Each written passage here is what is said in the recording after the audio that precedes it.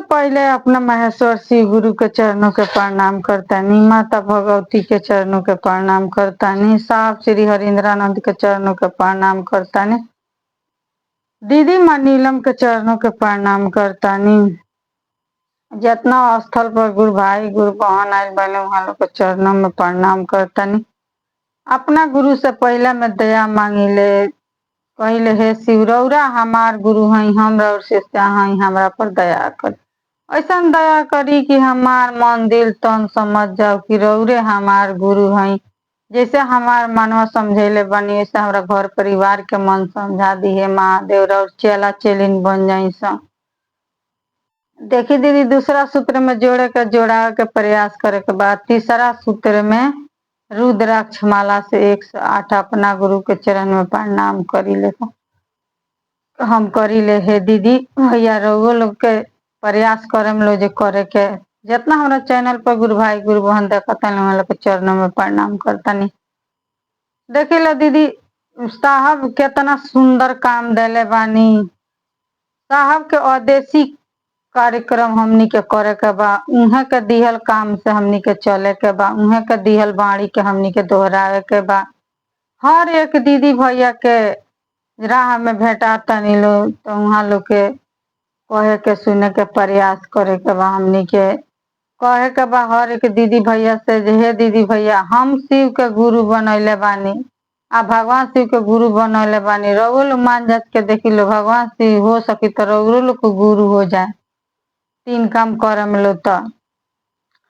देखी दीदी भैया, हमनी के कितना सुंदर साहब काम देले बानी। ये काम के हमनी के करे के बा, करे के बा, करावे के बा। तो देखी यही सबे गुरु भाई गुरु बहन एक गति में चलता निशान। हर एक जगह पर जहाँ भी जायल जाता चर्चा स्थल पर देखल जाता कि गुरु भाई गुरु बहन के देखी कौना हमनी के सवारत कोनो दीदी भैया के बीच हमनी के नहीं कह रहत।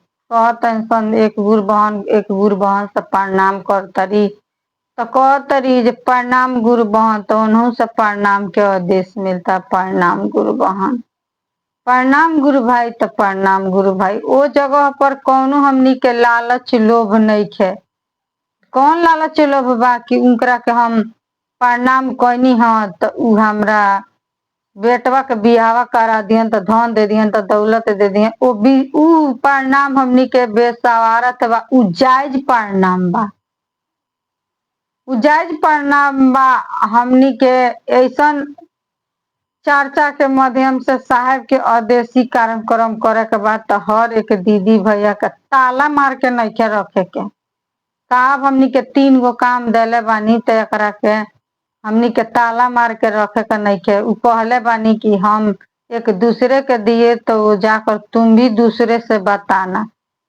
वो बतावे वाला काम ज्यादा हमनी के चलावे के बा।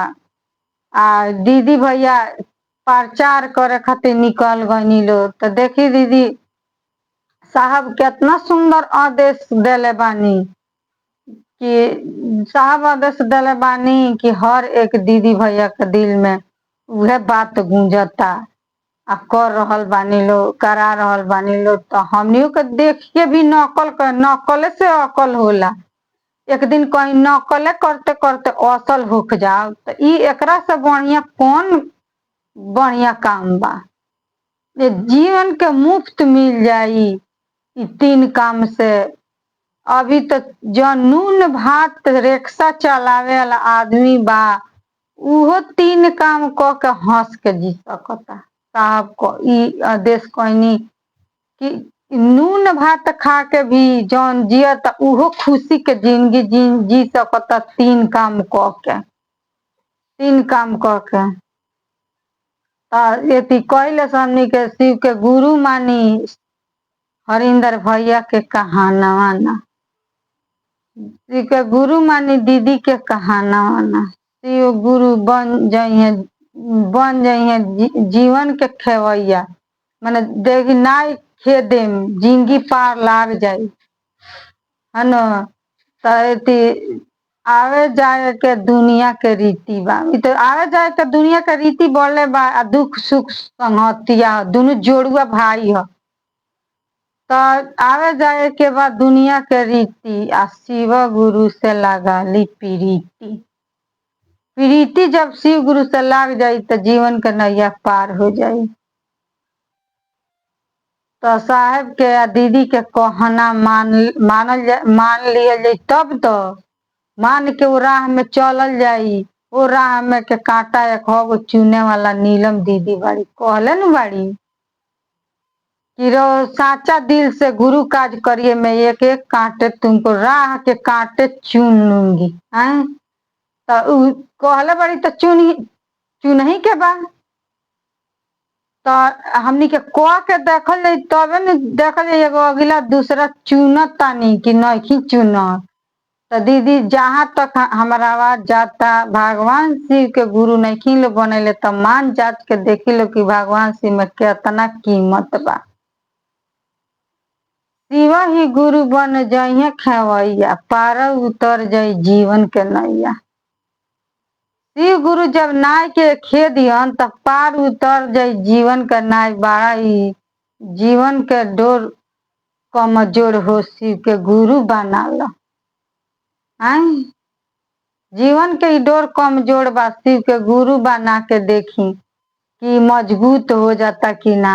हमनी के पहले दीदी देख भगवान शिव के गुरु नाम मलने सन तो कौन ची कम सा हो, अड़ोसी से पड़ोसी से जाम सो तो कहम सुन हमरा हई दुख बा, हई गजन बा, हई के हरी ना खाली रोआई आई। सुने वाला तो सुन ली आ ताली मारी आती के हरी ना। आ जब हमनी के ई तीन काम साहबे न दहनी लिया के हमनी के बीच ल लो, ई तीन गो काम के कर लो, ऐसे जीवन का नाय पार हो जाए।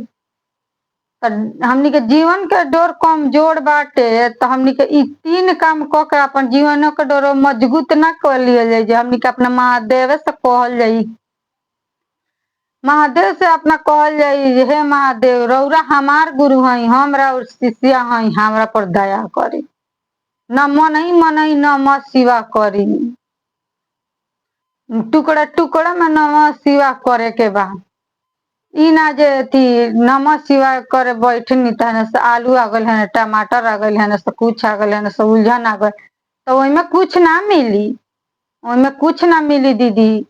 आ हमनी के नमः शिवाय जब करे के बा त मन ही अपना गुरु के चरण में प्रणाम करे के बा, उनका चरण दिखाई देव महादेव के। तो यह काम हमनी के करे के बा। जीवन के डोर बड़ा कमजोर बाड़न, केतना आनी झखोरा आवता, हमनी के काल के मुंह में बानी सन, काल के मुंह में बानी सन। ई काल कब हमनी के ई बहुत अभी एकरो से देखी लो दीदी, कोरोना काल आई रहा, एकरो से अभी बिहड़ आवे वाला बाटे। आ हमनी के एक काल के मुंह में से निकाले वाला तीने सूत्र बा। तीन गो सूत्र हमनी के कइल जाई साहब के दियल अदेशी पालन, तो हमनी के केहू नु कुछ हमनी के कहीं आँच ना लगी। हमनी के हर एक जगह से महादेव निकाले वाला बानी, आ साहब भैया निकाले वाला बानी, आ नीलम दीदी तो कहला ही बानी जे छाया बन के हम खड़ी हूँ एक राह के कांटे चुनने के लिए। तो हमनी के कौन ची के अथी बा दीदी, हमनी के आगे पीछे झांकला के कौन काम बा। हमनी के साहब देले बानी कि है लो तीन गो सूत्र, यही तीन गो सूत्र मजबूत सामान बा, लेके तार लोग चले के बा। आ एक दीदी भैया से दूसरे को दिल में बतावे के बा। हमनी के देखी दीदी जैसे आवत रहो शारीरिक गुरु माने धारण कल जाई, हमनी के गुरु बनावल जाई। तो उ आवत रहो तो कान में मंत्र फूकी लो, कान में मंत्र फूकी लोगिन, हम कह लो कि इनकरा के गुरु बनाओ तनी, हम गुरु हई शीशल।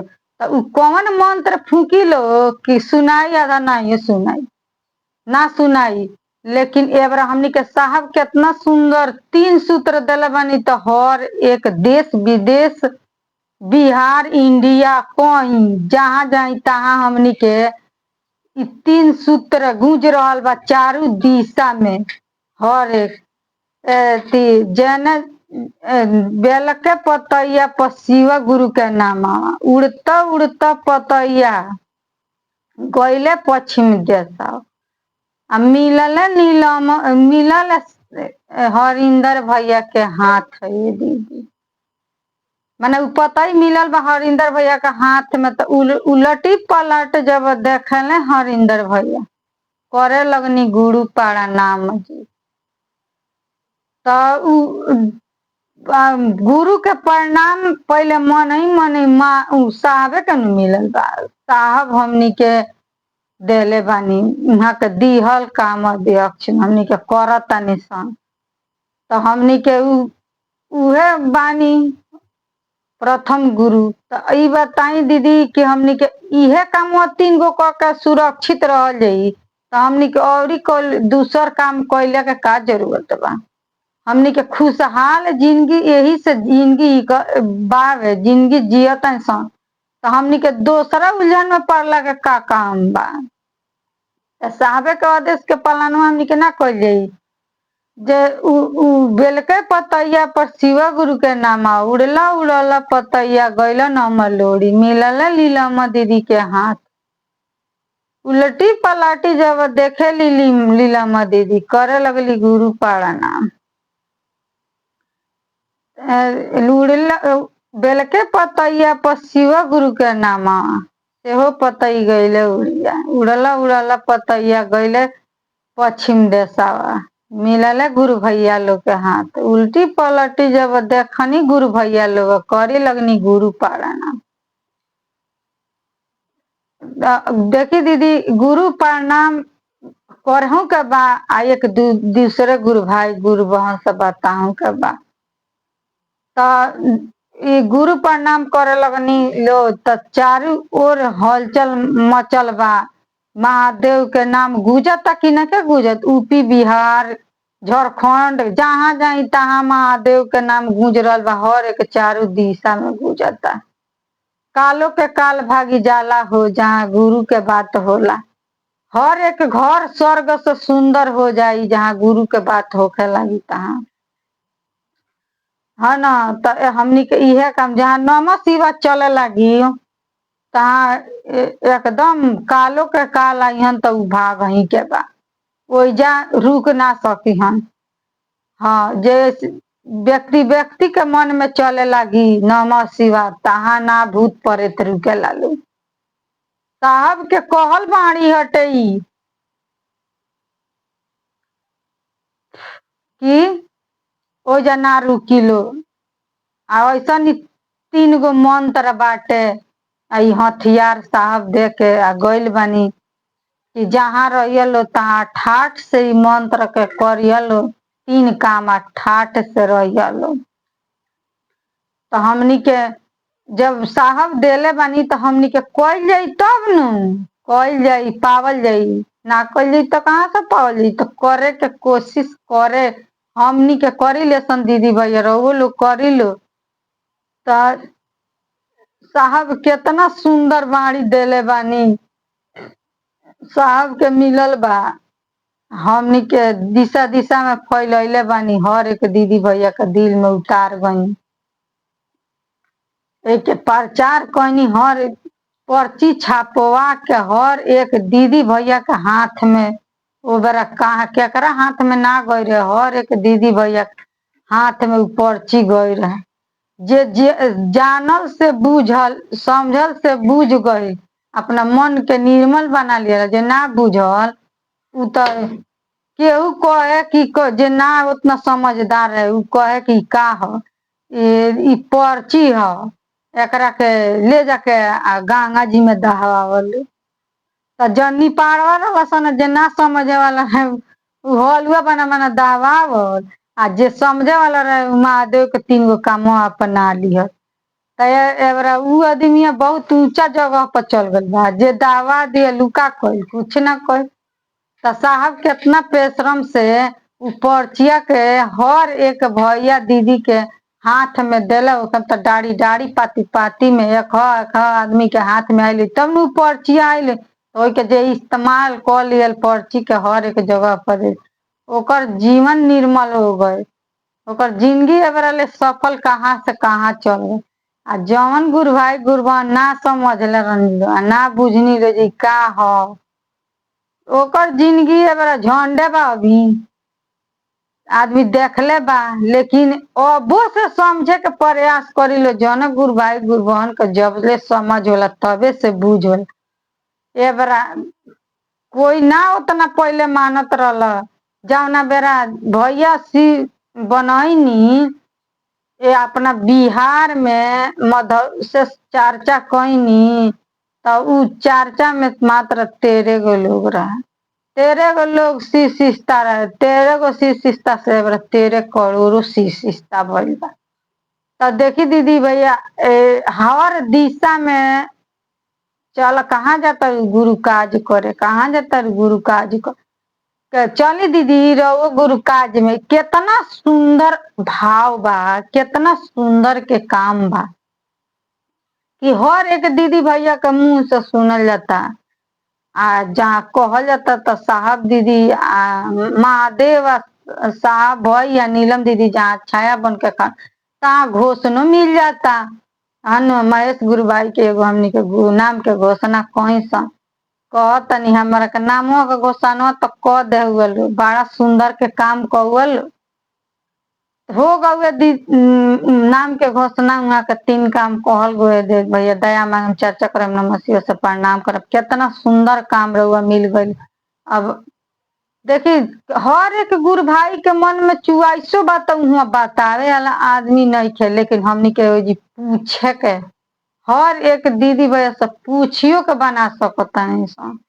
अगर जौन दीदी भैया नहीं लो समझ तो मोबाइल हाथ में ले लो, मान लो तो बतिया का समझता नहीं लो कि हाँ साहब हमनी के 3 काम दिले तो यूट्यूब से बन सकता नहीं लो, नाम के घोषणा हो सकता, 3 काम कर सकता नहीं लो, चर्चा मोबाइल से देख सकता नहीं लो। ई नहीं कि चर्चा में जाइले जाई तो वही हमनी के 3 काम कर ले। हमने घर में जब गुरु भाई गुरु बन रहता नहीं लो, अगर नहीं लो जा तो वहाँ लोग कर सकता नहीं लो अपन 3 काम नाम के घोषणा कर। लेकिन पहले नंबर में नाम के घोषणा में बा, नाम के घोषणा कराई अपना महादेव के अपन अपनाई, हर एक राह में जहाँ भी जाई दीदी भैया के साथ पाई, है ना। देखी कितना सुंदर के काम बा दीदी, केहू के हमनी के गाड़ी थोड़े देवे के बाई में आ कुछ कहे के थोड़े बाटे। हमनी के कितना सुंदर के काम बा कि हर एक दीदी भैया के लगे झुक के प्रणाम करे के बा। तो हमनी के केहू के ई बताई कि केहू टाइटो बोलत है तो हमनी के कहली प्रणाम भैया, तो बोने के प्रणाम के बदला प्रणाम मिली कि ना मिली। हमनी के अगर कौन दीदी के खीसो बरल बा जाइले कहली प्रणाम दीदी, तो जरूर उन्हें से प्रणाम लौटई है कि प्रणाम दीदी। ओकरा बाद तो बात आगे बढ़िए जाई कि रो भगवान शिव के गुरु बनैले बनी कि नहीं बनैले, धीरे धीरे बात आगे बढ़ी, ओकरा बाद नाम के घोषणा हो जाई। तो देखी दीदी जीवन के डोर इतना कमजोर बा जे शिव के गुरु बना ली, गुरु बना के देखी लो कि कितना महत्वपूर्ण ई काम बा, कितना सुंदर सशील काम ई साहब हमनी के देखे गइल बनी, कितना सस्ता काम बा, कितना ई राह सुंदर बा कि हमनी के गुरु में भेंटा जाए। नजदीकी के रिश्ता बा एकदम कि हमनी के ज्यादा मेहनत ना, जावना भाव में रही तावना भाव में अपना गुरु से दया मांग सकता नहीं। रौरा कौनो भाव में रही अपना गुरु से दया मांग सकता नहीं। ई नहीं खे कि ये दीदी ये बड़ा सावन बा, कितना दीदी बाड़ी लो कमेंट करता लो सावन बा। हमनी के महादेव है कण कण में बास कोइले बड़न, तो हरदम सावने सावन बा, सावन हरदम बा। ऐसे कि हमनी के गुरु काज कइले हरदम तो हमनी के सावने बा। ई नहीं के सावन आज बा आ कल सावन चल जाई। महादेव हमनी के हवा पानी हर एक चीज अन्न जल है न देले बानी, तो वहाँ के जब पृथ्वी पर सारा सामान हमनी के भोगा तनी सन तो कभी हमनी के पैसा दे तनी सन। ओ के ई बताई दीदी कि हर एक चीज महादेव के दियल हमनी के करतन सन, तो महादेव से रिश्ता एगो बनावत तनी सन जे हे शिव रौरा हमार गुरु हैं, ई रिश्ता हम हे शिव रउआ हमार गुरु हई, हमरा और शिष्या हई, हमरा पर दया करी। आए ई बताई जे बाबा घर घर के बाबा महादेव भोले बाबा घर घर के बाबा, बाबा के धन में नाती के, पोता के, बेटा के हक बनेला कि ना बनेला? उनमें सबकर हक बनेला कि एमे हमरो भइल, हमरो भइल, हमरो भइल। तो वही सही बाटे जे हमनी के ई भेदभाव कुछ नहीं के करे के। जब बाबा के सब चीज में नाती पोता के हक बनता, तब बाबा के महादेव के रूप में, शिव गुरु के रूप में हमनी के रिश्ता नहीं के बनत कि वहां से हमनी के एगो लगाव जोड़ ली सन कि हे शिव रउरा हमार गुरु हई आ हमरा और शिष्या हई, हमनियों के तो रिश्ता वहां के इतने कामवा हमनी से नहीं के हो पावत जे नजदीकी के रिश्ता कली सन। वही शिव के हमनी के बनावतानी सन देवता, आ उ हमनी के मानतानी नाती पोता, बेटा बेटी, हर एक रूप में मानतानी कि हाँ हमार हलो। हमनी के देवता मानतन सन। तो देखी लो दीदी, हमनी के अपना घर में साप्ताहिक चर्चा चलावल जाई। जैसे एक हफ्ता पर एगो कौनो दिन के डाला नहीं जाता जे साप्ताहिक चर्चा चली, तो साप्ताहिक चर्चा डालल जाई अपना घरे। मंदिर तो शुद्ध बा, मंदिर तो निर्मल बा, मंदिर तो बन गईल बा, मंदिर के लगे कौनो कचरा नहीं खे, मंदिर तो साफ बा। अपन मंदिर बनावे के बा घरवा के। ऐसे जे रउरा नु घर में झगड़ा होता, तो रउरा अपना भगवान शिव के अपना घरे बोलाए, तो रउर मन निर्मल होई, रउर परिवार निर्मल होई, हंसी खुशी रही। अपना गुरु के बात अपना घर में करेम तो रउर घर स्वर्ग से सुंदर होई। जैसे दीदी जकरा घर में हरे भोला हर शिवा होला, ओकर घर स्वर्ग से सुंदर होला। कितना सुंदर ई बात बा जे घर में जब हरे भोला होके लगी तो स्वर्ग से सुंदर घर लागे लगी। दिल में जब महादेव के बात उतरे लगी तो उ दिल मंदिर बने लगी। तो देखी प्रेम भाव ऐसन चीज बा कि हम महादेव के आपन गुरु बना लिए जाई। साहब हमनी के का कहले बानी कि एक एक व्यक्ति के दिल में महादेव दू। आई महादेव के देवे के बा, महादेव लेवे के बा। आई तो हमनी के इहे नु कमुआ अच्छा के बा, जौन हमनी के दूसरा के घर के बातचीत उतना घंटा हमनी के कुछ न कुछ तो बतियाई के बा। तो हमनी के वो अच्छे कामों कहे न बतियावल जाओ कि हमनी के महादेव में हर एक राह में महादेव के बात, हमनी के रूम रूम में से महादेव के बात निकले। ऐसन बने के चाही, अब ऐसन हमनी के मन हो जाओ महादेव के प्रति बात करते करते कि हमनी के हर एक रोआ जौन बानू देख के वही में से नमः शिवा निकले लागू। ऐसन बनी लो, ऐसन गुरु काज करे लगी लो कि रुआ ले बोले नु एक देय में के नमः शिवा। तो मने मने तो कर ही के बा साहब, हमनी के का कर मने मने कर मन ही से कल जाई, दिमाग से तो करे के नहीं के। दिमाग लगाओ जाई तो हमनी से कुछ ना हो पाई। जल एगो पाता तक ना हिली। देखिन समुंदर बहुत गहरा होता है, साहब बोलते हैं समुंदर बहुत गहरा होता है। एक एक पंक्ति साहब के मिलावे के पड़ेला कि गहरा बा समुंदर। आ जब बारिश होता तो पनिया टान के गिरता तो हर एक नाला में, नूली में, गढ़ा में, गुड़ही में लाग जाता। उहे हमनी के बानी सन, वैसा ही हमनी के बानी सन। एक समुंदर महादेव बानी, आ एगो महादेव के हमनी के कहे हे शिव रउरा हमार गुरु हई, हमरा उससे हमरा पता है। वही समुंदरवा का पानी आखिर तो पठंगे लगबे करेला, आखिर ओमनिया काई हो जाला, जमक जाला, कहीं रुक जाला, उहो आखिर एक दिन ओकरा राह मिल जाला, वो समुंदर में चलिए जाला। वैसा ही हमनी के महादेव के नाम लियल जाई तो हमनियों के एक दिन महादेव में जाके महादेव वैसन मिल जाए के बा। महादेव खुद अपना शिष्य के ढूंढ लेलन, शिष्य के जाए के नहीं के जरूरत महादेव के पास, लेकिन खाली नाम रखे के बा। वहाँ के इतना हमनी के भोगत तनी सन दिहल सामान, हवा पानी हर एक चीज, धूप छाव है न। वहाँ के मर्जी से हर एक पाता हिलता। उ चाय दिए बरा तो एको गो पाता ना हिल सकेला, एगो बात ना निकल सकेला। तो देखी दीदी, हम कितना गुरु बहन गुरु भाई कहल हमरा शिव गुरु के इहे आदेश बा है न। हमरा साहेब भैया के इहे आदेश बा, हमरा गुरु के ऐसा इंटरनेट बा, जहे तहे सबका में सेट बा है न। तो सबका में सेट बढ़ ही बा, लेकिन महादेव के नामवा लिहाल का लोग के कठिन बा। ना चिन्नी जात पात, ना चिन्नी भेवा भेद, कुछ नहीं की चिन्हले। हर एक दीदी भैया के दिल में उतारे वाला काम साहब को दन।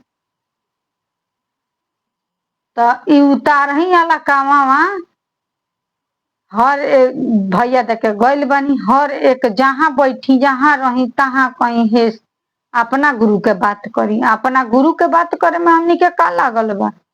जौन हमनी के दोसर बतियावल जाई अकट बकट, तौन दोसर हमरा ना अच्छा लगला दीदी।